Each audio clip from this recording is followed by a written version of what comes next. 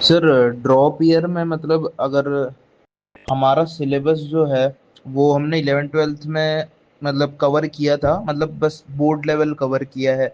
ऐसे ज़्यादा डिटेल में क्वेश्चन सॉल्विंग वगैरह प्रैक्टिस नहीं करी। बेसिकली हमने थियरी थोड़ी थोड़ी पढ़ी है बोर्ड्स के लिए, और हमने प्रैक्टिस नहीं करी।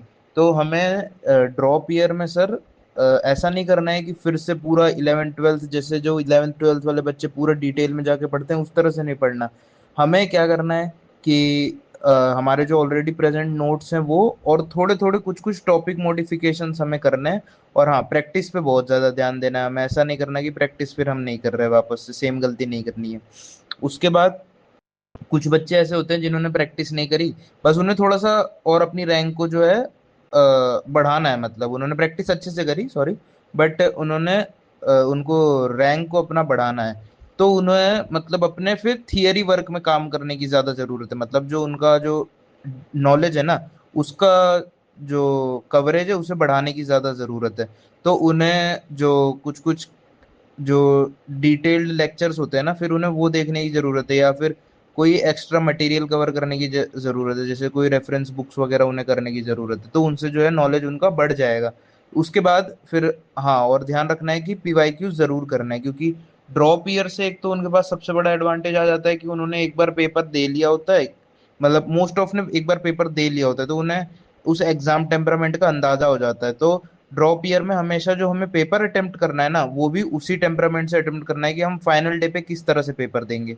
तो इस बात का ध्यान रखना है ड्रॉप ईयर में तो।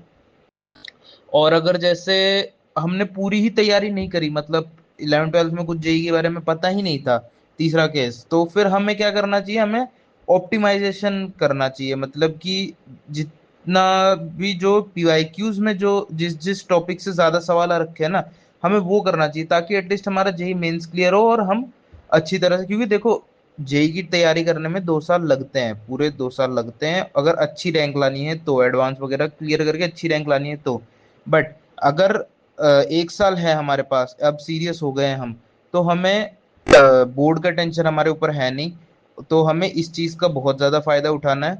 हमें बस हमारा जो टाइम है ना, उसे ज्यादा वेस्ट नहीं करना है इधर उधर करके।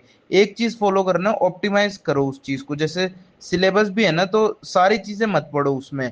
जो चीजें बार बार रिपीटेटिव हुई है, एक बार तो सारी चीजें पढ़ लो, बट जब दोबारा पढ़ रहे हैं ना, तो जो चीज रिपीटेटिवली जो आई है ना एग्जाम्स में, वो पढ़ना चाहिए। मतलब हमें, मेरे हिसाब से तो यही है। और ड्रॉप ईयर के लिए तो ये एडवाइस ज्यादा बेटर है।